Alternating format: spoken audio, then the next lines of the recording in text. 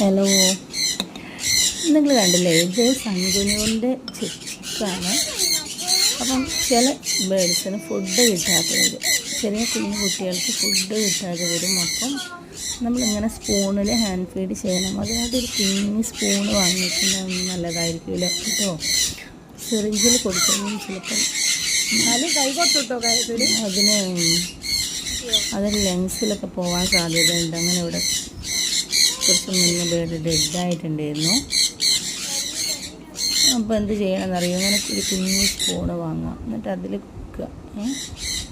അപ്പം അവർ പാരൻറ്റിൻ്റെ അടുത്തൊന്ന് വാങ്ങുമ്പോണം വേഗം വാങ്ങി വലിച്ച് കുടിക്കുകയാണ്. കണ്ടില്ലേ അതിൻ്റെ ക്രോക്ക് നിറഞ്ഞത്.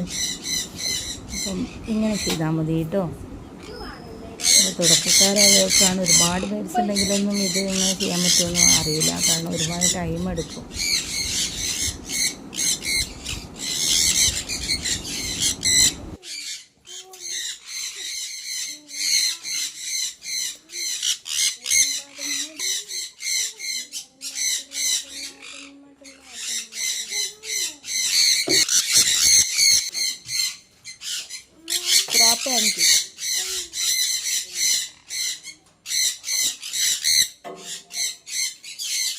കോസാക്കട്ടെ.